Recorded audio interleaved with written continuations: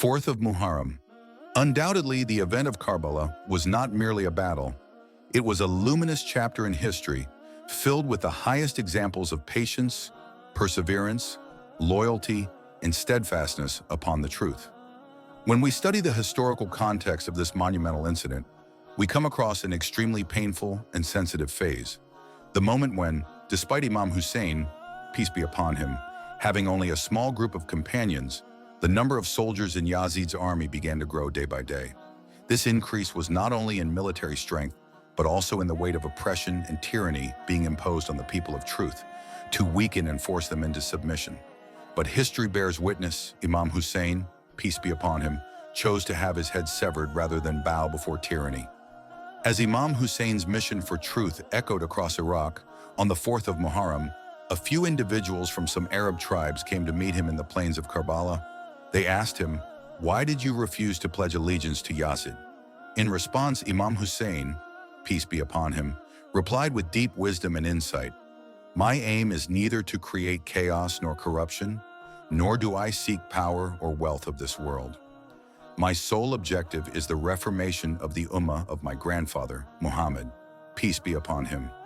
I want to make people understand the difference between truth and falsehood and bring them back to the true spirit of the religion of Muhammad." These words moved many. However, fear of Yazid's regime and worldly temptations stopped them from joining the side of truth. In this brief yet comprehensive statement, Imam Hussain, peace be upon him, made it clear that his mission was to stand against injustice and awaken the Muslim community. Witnessing this, Ubaydullah ibn Ziyad, the governor of Kufa, acting on Yazid's orders, sent forth the most ruthless and battle-hardened warriors toward the land of Karbala, men who would go on to write one of the darkest chapters of oppression. Some of the prominent figures among them were Shabath ibn Rib'i, initially among those who wrote letters inviting Imam Hussain, peace be upon him, to Kufa, but when the time came, he sold his conscience and joined Yazid's army as a commander. Hurmala ibn Kahil, a name that sends shivers down the spine. He was the wretched man who targeted and killed Imam Hussein's infant son, Ali Asghar, peace be upon him, with a three-pronged arrow, epitomizing cruelty and heartlessness. Qais ibn Ash'ath, the chief of the Kinna tribe, once a supporter of Imam Ali, peace be upon him, but later, for personal gain, aligned himself with Ibn Ziyad and took a stand against Imam Hussain, peace be upon him. When Imam Hussain, peace be upon him, reached the plains of Karbala on the 2nd of Muharram, 61 AH, Yazid's army numbered only a few hundred. However, as Imam Hussein's refusal to pledge allegiance grew firmer, Yazid's officials began expanding their forces. Soon the army exceeded 30,000 soldiers, according to Al-Malhuf by Sayyid ibn Taus, page 65. These troops were forcibly recruited or lured through bribes and deception from Iraq, Syria, and various tribes. Many among them didn't even know who they were fighting against. Yazid's officers orchestrated a psychological warfare campaign. They repeatedly instilled in the minds of their soldiers, if Hussein succeeds, the caliphate will be destroyed. This propaganda was designed to silence the voice of truth and portray Imam Hussain, peace be upon him, as a rebel and troublemaker, so that those fighting him would not feel guilty about their actions and would perceive the war as a form of religious jihad. But centuries have passed, and history has dismissed every such claim. When news of Imam Hussein's arrival reached Kufa, Ibn Ziyad realized that if the Kufans joined Imam Hussain, peace be upon him, Yazid's empire would crumble. He issued harsh orders to force the public into joining Yazid's army. Anyone who does not go to fight against Hussein will have his house burned down and his salary cut off. Reference: Tariq al-Tabari, Volume 4, p. 313. Al-Bidayah wal-Nihaya by Ibn Kathir. These were not empty threats. Homes were indeed burned, and livelihoods were taken away. The public was left with two choices: either join the army of falsehood and buy superficial safety, or stand with the truth and be ready to sacrifice everything. Ibn Ziyad's threats and promises dragged thousands of people from Kufa into that battle.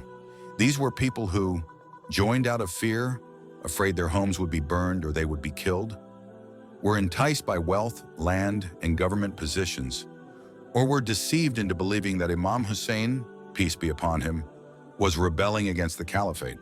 However, most of them were not truly committed to the battle in their hearts. A spark of faith in Imam Hussein's truth remained within many. But when faith is weak and fear prevails, people often remain silent even when they hear the voice of truth. On the other side, the leadership of Imam Hussain, peace be upon him, stands unparalleled in history. As the number of Yazid's troops continued to increase, and Imam Hussain, peace be upon him, realized that war was imminent and there was no apparent escape, he gathered his companions in his tent and delivered a historic address. "This is the night. You are all free to go. If anyone leaves, no blame shall fall upon them. Take advantage of the darkness. Whoever chooses to stay with me will walk the path of martyrdom." Reference Al-Malhuf by Sayyid ibn Tos, page 71. This offer by the Imam was not a political maneuver, nor was it born out of worldly temptation or emotional compulsion. It was a declaration of truth from a leader who knew that martyrdom was inevitable, yet still gave his companions the freedom to choose. He neither coerced anyone, nor demanded allegiance, nor promised any worldly gain. Every word spoken by Imam Hussain, peace be upon him, reflected truth, patience, and unwavering trust in Allah. He made it clear to his companions that this was not a worldly conflict. They were entering the battlefield to protect the religion of Muhammad, peace be upon him, from the corruption of Yazid. His message was detached from worldly desires and deeply anchored in the pursuit of the hereafter. Among the painful moments of Karbala, the 4th of Muharram marked a turning point when suffering began to intensify. In the tents of the Ahlul Bayt, one agonizing reality became increasingly evident: thirst. The scorching desert sun, the burning sand beneath their feet, and the searing hot winds. Yet the most painful aspect was the parched lips of the household, especially the innocent children. Their eyes were red from the torment of thirst, and from their lips came just one cry: Al-Atash! Al-Atash! Thirst! Thirst! Although the Yazidi army fully blocked access to the Euphrates River on the 7th of Muharram, water scarcity had already become severe by the 4th. The flag-bearer of the Imam, the embodiment of loyalty, Hazrat Abbas, peace be upon him, made several valiant attempts to reach the river, but the enemy had sealed all routes. Every effort failed, and each time Hazrat Abbas returned with an empty water skin, the sorrow in his eyes reflected not the empty vessel, but the thirst of the children. In those moments, Imam Hussain, peace be upon him, comforted his beloved family and companions with words infused with patience, faith, and the promise of paradise. Patience in the face of thirst is the completion of faith. Those who are martyred while thirsty will be the first to be quenched in paradise. Reference Al-Malhuf, Sayyid ibn Tawus, supported by various Sunni and Shia narrations. Though brief, these words conveyed an eternal lesson in patience and endurance. The Imam was not only teaching resilience in the face of physical suffering, but was also reminding them that true thirst is not of this world, but for the satisfaction granted in the hereafter. Whoever bears thirst here will be forever quenched there.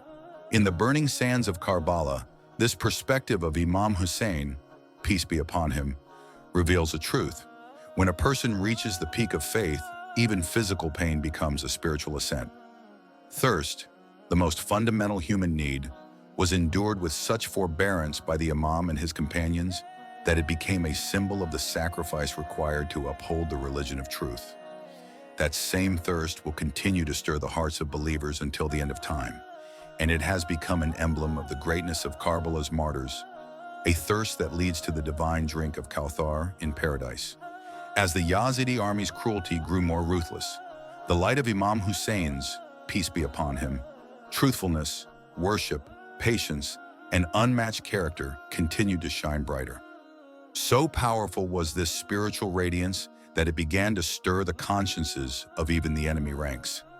His sermons, filled with justice, truth, and the desire to please Allah, the voices of prayers and Quran recitation from the tents during the nights, the innocent cries of thirsty children, the unshakable patience of the women, all of this shook the Yazidi soldiers from within.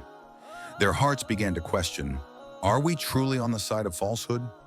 Imam Hussain, peace be upon him, uttered no complaints, only words seeking the pleasure of Allah. Not only did he preach during the day, but at night he prostrated in prayer, praying even for the guidance of his enemies.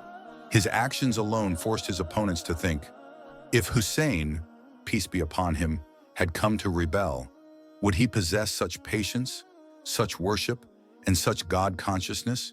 That is why the hearts of several soldiers began to soften. Apart from her, there were others whose souls were touched by the Imam's character. Some names have been preserved in history, while others remain anonymous. Imran bin Qais, a soldier who stood in enemy lines but bowed his head at the Imam's words. John, a former slave who was initially part of Yazid's army, but later pledged loyalty to Imam Hussain, peace be upon him. Unnamed soldiers whose hesitation, silence, or conflicted behavior between the 4th and 7th of Muharram indicated that their hearts had recognized the Imam's greatness.